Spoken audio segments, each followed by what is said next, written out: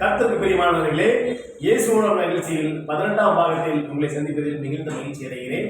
கர்த்தருடைய வார்த்தையை இன்று நாம் பார்ப்போம். யோபு 22ஆம் அதிகாரம் 27ஆம் வசனத்தில்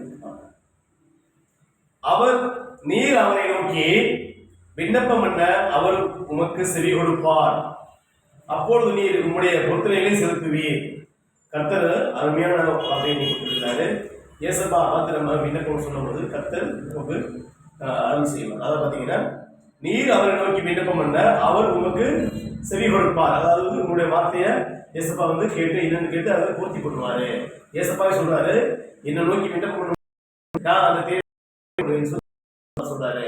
ஏசப்பா பார்த்து நீங்க வார்த்தைக்கு அப்பொழுது நீ உங்களுடைய பொருத்தங்களை செலுத்துவீர். அப்போது உங்களுடைய பொருத்தனைகளை செலுத்துவீர். இப்படி நினைச்சிருப்பீங்க, நீங்க ஏசப்பா இந்த காரியத்தை பண்ணிவிடுங்க ஏசப்பா அப்படி ஜபத்தில் நிறைய சொல்லியிருப்பீங்க.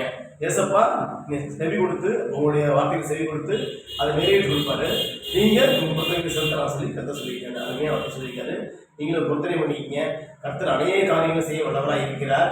அதனால நீங்க ஜெபம் பண்ணும்போது உங்களுடைய தேவைகள் உங்கள் எல்லாத்தையும் தேசப்பட்ட நீங்க உங்களுக்கு அப்பாட்ட மகன் பிள்ளைகள் பேசுற மாதிரி பேசலாம். நீங்க தேவைகளை உரிமையாக கேட்கலாம், தப்பு இல்லை. ஏன்னா நம்ம ஃபுல் உரிமை ஏசப்பா கொடுத்துருக்கிறாரு. தேவ பிள்ளைகள் நீங்க ஏசப்பாட்ட கேட்கறதுக்கு நீங்க செஞ்சிடணும், எது நீங்க பண்ண தேவையில்லை, தயக்கம் தேவையில்லை. ஏசப்பா உங்க அருகிலே இருக்கிறாரு, உங்களை பார்த்துட்டே இருக்காரு.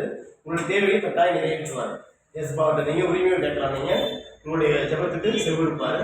உங்களுடைய பொறுத்தவரைகளை நீங்க தவறாமல் செய்யலாம். நீங்க கர்த்தர் உங்களுடைய செயல்களை நல்லபடியாக வாக்கியம் செய்வார். கர்த்தருக்கு மைக் கொடுத்ததாக